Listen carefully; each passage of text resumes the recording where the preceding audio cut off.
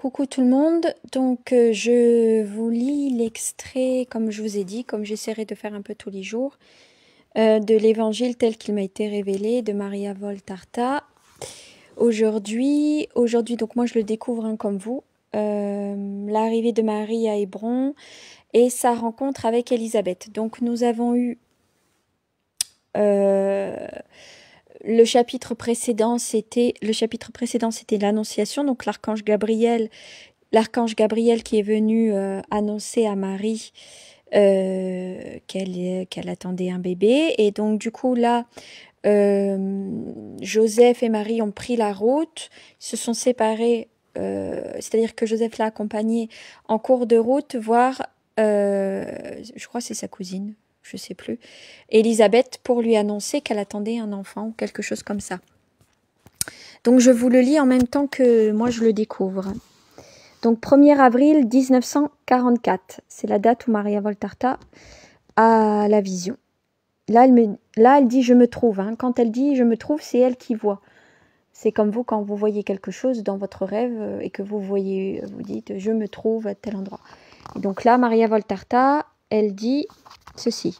« Je me trouve dans une région montagneuse. Ce ne sont pas de grandes montagnes, mais pas non plus des collines. Elles ont déjà des sommets et des vallées comme des vraies montagnes, telles qu'on voit dans nos Apennins tosco-ombriens. Je pense que ça c'est de l'Italie. La végétation est touffue et belle. On y voit une abondance des eaux fraîches grâce auxquelles les pâturages restent bien verts et les vergers productifs. Presque tous sont plantés de pommiers, de figuiers ou encore autour des maisons de vignes. Ce doit être le printemps, car les grains de raisin sont déjà gros comme des vesques, et les pommiers commencent à ouvrir leurs bourgeons, qui forment autant de petites boules vertes. Sur les plus hautes branches des figuiers, les premiers fruits sont déjà bien formés. Quant aux prés, ils constituent un véritable tapis moelleux parsemé de 1000 couleurs. Des brebis y paissant, ou se reposent, comme autant de taches blanches sur l'herbe émeraude. Épaisse, je ne sais pas ce que ça veut dire. Marie sur son âne, gravit en chemin en assez bon état qui doit être la voie principale. Elle monte parce que le village, qui a l'air plutôt bien ordonné, est situé plus haut. Mon conseiller intérieur m'indique « c'est Hébron ». Vous me parliez de Montana, mais je ne sais ce qu'il en est. C'est ce nom qui m'a été indiqué. Je ne sais si c'est toute la région qui s'appelle Hébron ou seulement le village. Je vous dis ce que j'entends. Marie entre maintenant dans le village comme le soir vient des femmes, observe l'arrivée de l'étrangère et papote. Elles la suivent du regard et ne se calment que lorsqu'elles la voient s'arrêter devant l'une des plus belles maisons, située au centre du village. Elle comprend un jardin devant et sur le côté et l'arrière un verger bien entretenu. Vient ensuite une vaste prairie, qui monte et descend selon les sinuosités du relief, pour finir par un bois de haute futée. J'ignore ce qui se trouve plus loin. Toute la propriété est entourée d'une haie de mûriers et de rosiers sauvages. J'ai du mal à les distinguer puisque, si vous vous en souvenez, la fleur comme les feuilles de ces buissons épineux se ressemblent beaucoup. D'ailleurs, il est d'autant plus facile de se tromper que les branches ne portent pas encore de fruits. À l'avant de la maison, c'est-à-dire sur le côté qui touche le village, la propriété est entourée d'un muret blanc, sur lequel courent des branches de vrais rosiers, encore sans fleurs, mais déjà bien garnies de boutons. Au centre, une grille en fer fermée. On se rend bien compte que c'est la maison d'un notable du village, et de personnes plutôt fortunées. Tout y dénote, sinon la richesse et le luxe, du moins l'aisance, l'ordre y règne.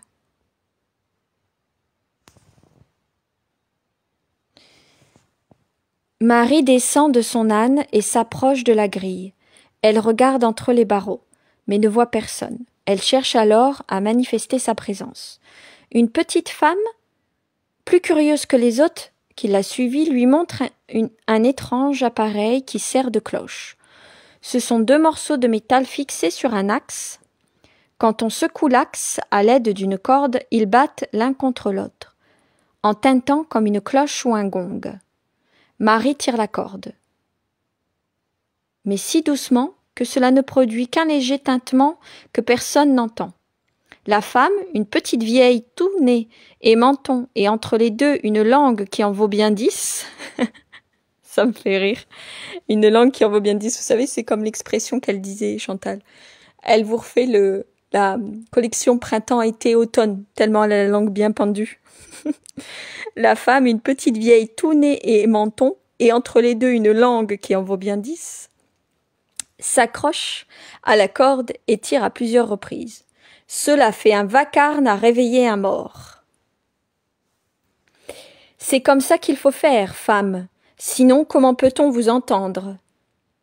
Vous savez, Élisabeth est vieille, et Zacharie tout autant. Il est même devenu muet à présent, et sourd par-dessus le marché. Leur domestique aussi âgé, vous savez, vous n'êtes jamais venu? Vous connaissez Zacharie? Vous êtes... Mais un petit vieux qui boite vient délivrer Marie de ce déluge de renseignements et de questions. Ce doit être un jardinier.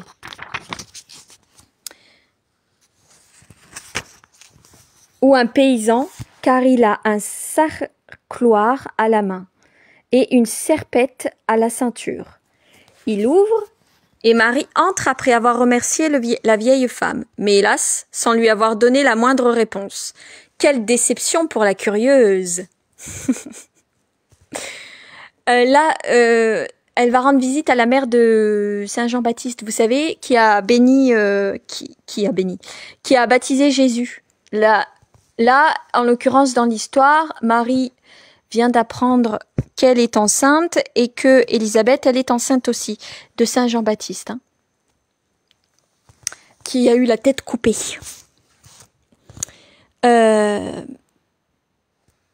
Donc Marie, la vision continue. Donc à peine à l'intérieur, c'est toujours la Vierge Marie, à peine à l'intérieur, Marie dit « Je suis Marie, la fille d'Anne et de Joachim de Nazareth, la cousine de votre maître. »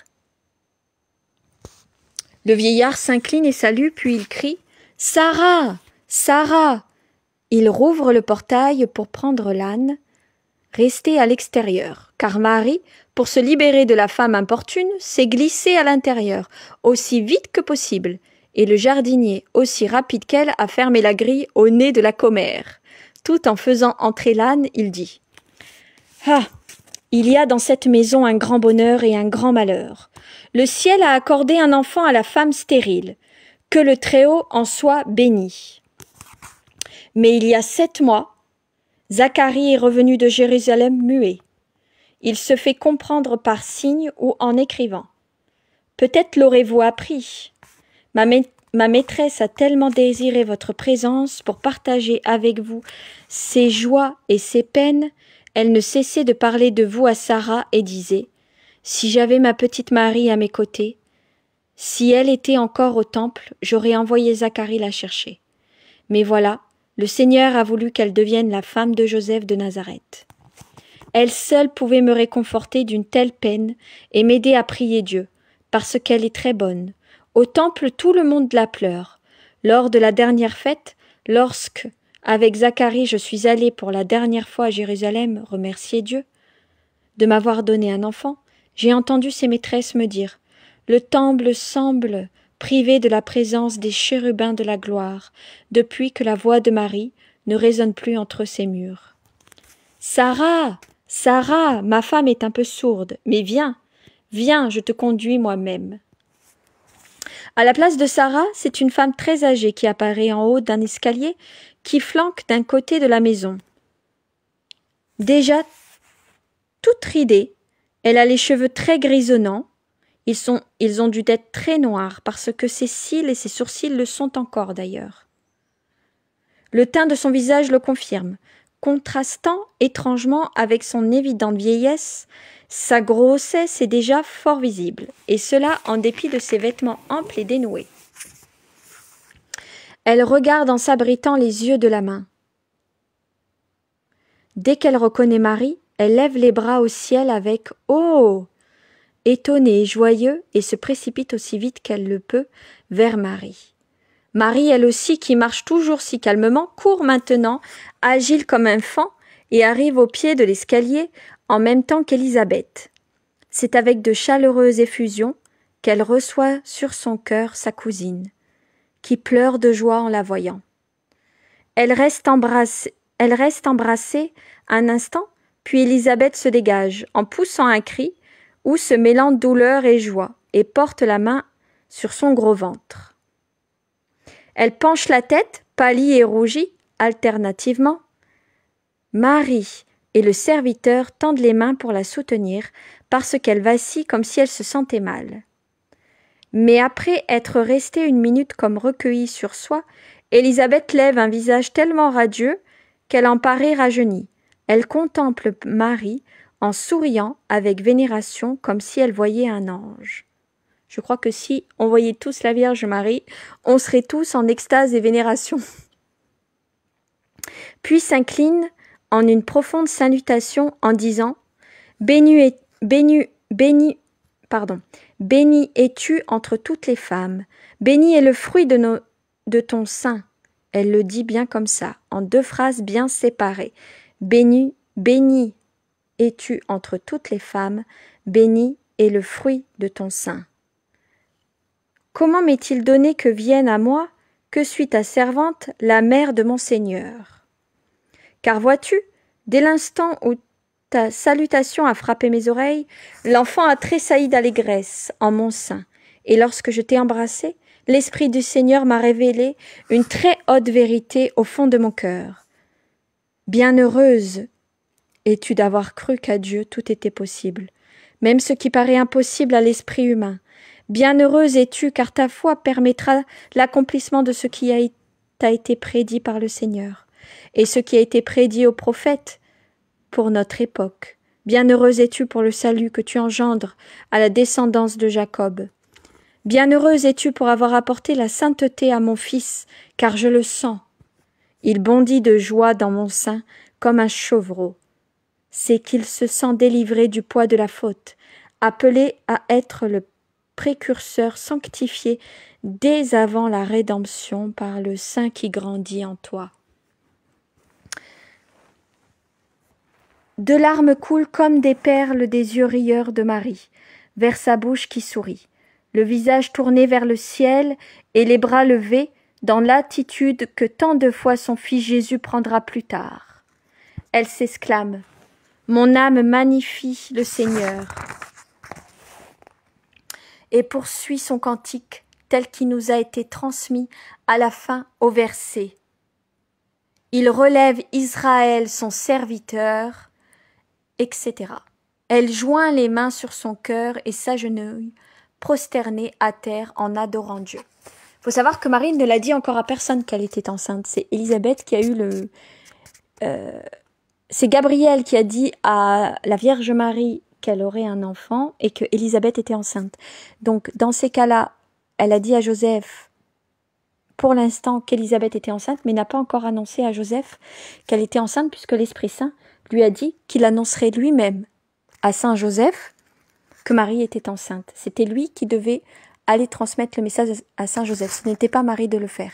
Mais quand Marie est arrivée à voir Élisabeth, sa cousine, qui est enceinte de Saint Jean-Baptiste, je rappelle, celui qui a baptisé Jésus en premier, personne ne le sait. Donc c'est Dieu ou un ange, ou je ne sais pas, qui a dit à Élisabeth que Marie attendait le Messie. Personne ne le sait à la base, à part Marie et Dieu et le Saint-Esprit et les anges. Le serviteur qui s'était prudemment éclipsé lorsqu'il s'était rendu compte qu'Élisabeth non seulement ne se sentait pas mal, mais confiait ses pensées à Marie, revient du verger avec un imposant vieillard dont la barbe et les cheveux sont tout blancs, par de grands gestes et de sons gutturaux, Celui-ci salue Marie de loin. Zacharie arrive, dit Élisabeth en touchant l'épaule de la Vierge absorbée dans sa prière. Mon Zacharie muet. Dieu l'a puni de ne pas avoir cru. Je te le raconterai plus tard. Mais maintenant j'espère le pardon de Dieu, puisque tu es venue, toi, la pleine de grâce. Marie se lève, s'avance à la rencontre de Zacharie et s'incline devant lui jusqu'à terre. Elle baise le bord du vêtement blanc qui le couvre jusqu'au sol. C'est un vêtement très ample, attaché à la taille par un léger galon brodé. Par geste, Zacharie lui souhaite la bienvenue. Puis ils se rejoignent, Élisabeth, et pénètrent ensemble dans une grande pièce du rez-de-chaussée, dans laquelle ils font asseoir Marie. Ils lui font servir une tasse de lait, tout juste trait. Il reste de l'écume avec de petites galettes. Élisabeth donne des ordres à la servante qui a fini par apparaître, les mains enfarinées et les cheveux encore plus blancs qu'ils ne sont en réalité à cause de la farine dont ils sont saupoudrés. Sans doute est-elle en train de faire le pain. Elle donne aussi au service. Elle s'appelle Samuel. J'ai jamais entendu une femme qui s'appelait Samuel. Ah non, pardon. Elle donne aussi au serviteur qui s'appelle Samuel. Vous voyez, c'est moi qui ai mal lu. À ce que j'entends, l'ordre de porter le coffret de Marie dans une chambre qu'elle lui indique. Ce sont tous les devoirs d'une maîtresse de maison à l'égard de son hôte.